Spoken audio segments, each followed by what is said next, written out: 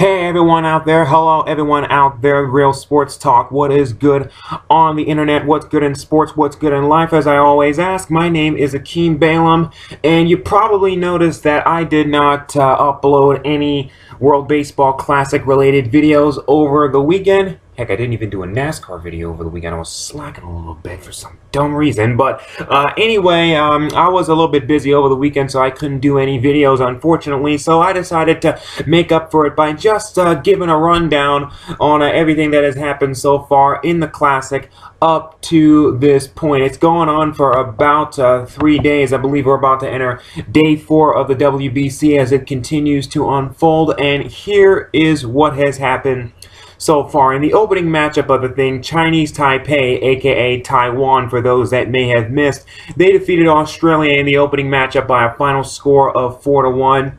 As it was indeed Chen Ming Wong. Of course, that's a very, very, very familiar name to any baseball fans. But he was able to go 6 scoreless innings. Only gave up 4 hits in that game against Australia, as they won their opening matchup once again by a final score of 4-1. Moving on to what happened in the next matchup in pool play between Japan, the defending champions, the defending 2-time champions of the World Baseball Classic, as well as Brazil, who is, as I mentioned in my openers, and as people who are following the World Baseball Classic know, the Brazilian team is managed by Barry Larkin. And it looked like that Brazil had a very, very, very great shot to actually upset the Japanese as they led 3-2 late in the 8th inning. In fact, there's someone on Brazil by the name of Leonardo Reginato, who actually went 3 for 4 in that game. He singled, scored a run, had an RBI,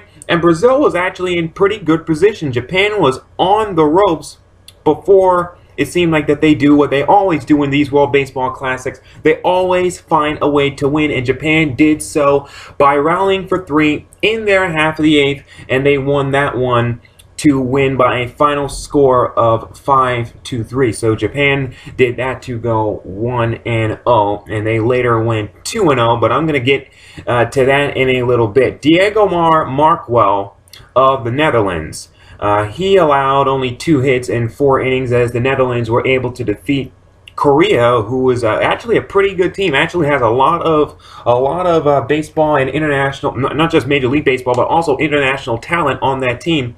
But only 2 hits in 4 innings. Netherlands over Korea by a final score of 5-2 zip. And that one was seen as a little bit of an upset. That game also features somebody by the name of Xander Bogart, who is a Boston Red Sox prospect. So the Netherlands got their first victory of the World Baseball Classic. They are currently in Pool B as they play in Taichung, Taiwan. Pool A, all those games are taking place at the Fukuoka Yahoo Japan Dome. Really, the Fukuoka Yahoo Japan Dome. We're now naming Japanese stadiums after corporate sponsors.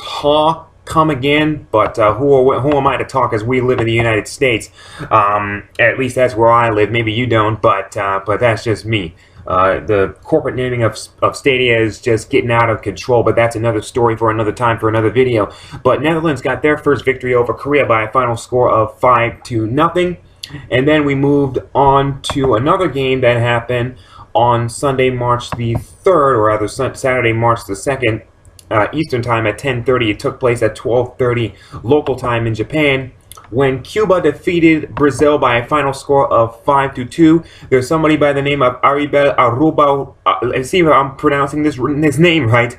Aribel Aruba-Ruenia, who went 2 for 4 for the Cubans. They defeated Brazil 5-2. So Barry Larkin's managerial debut for Brazil is not going quite as well as when he was the bench coach for the United States of America back in 2009 at that World Baseball Classic, when the US of A reached it all the way to the semifinals before eventually losing to Japan in 2009, of course. So that's what happened with Cuba and Brazil. The Netherlands actually almost went 2-0 in this World Baseball Classic. They took an early 3-0 lead in a game that they played in pool play against Taiwan. Chinese Taipei once again as part of a pool play in Pool B, but they were able to rally back to win that one by a final score of 8-3.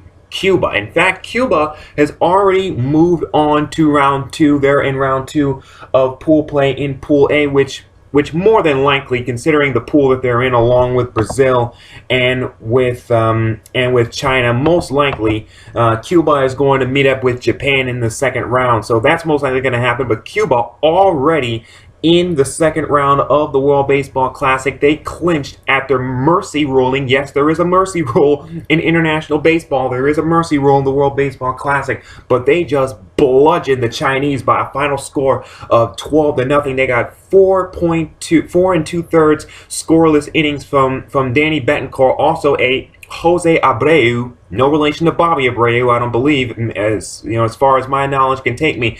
But the big hit wound up being a grand slam in the bottom of the 5th when Jose Abreu hit a grand slam. They were up 8-0. That put them up 12-0. So Cuba will be going to round 2, most likely to meet the Japanese. And Australia, you gotta wonder if Australia is just throwing it at this point. I mean, you know, the Australians, you know, they're just, it just seems like that they're overmatched considering the pool that they are in. They're up against Korea, Netherlands, and Chinese Taipei, aka Taiwan. And recently they lost to the Koreans by a final score of 6-0. So that's just a little bit going on with them. Australia currently 0-2. Korea currently 1-1. Netherlands currently 1-1. Taiwan, aka Chinese Taipei, they're currently at 2-0. Japan is at 2-0. Cuba is at 2-0 once again already in the second round. Brazil has lost both of their games. China has lost its only game so far, but right now Pool A looks like it's basically the Japan and Cuba Invitational. Chinese Taipei, Taiwan also looking pretty good in Pool B. For those that may be wondering, in fact, that's just a recap of what's going on so far in the World Baseball Classic, just to put that out there. For those that may be wondering, when do the United States play? When does the United States play? When does the United States begin play? Well, their first game will actually be against Mexico from Phoenix, Arizona at Chase Field in Phoenix as they take on Mexico.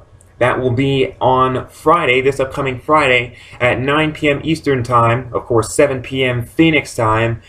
Canada will also start play on Friday, but they'll kick it off a little bit earlier as they will be playing Italy at around 2:30 p.m. Eastern Time, which again is 12:30 Phoenix time for those that are counting.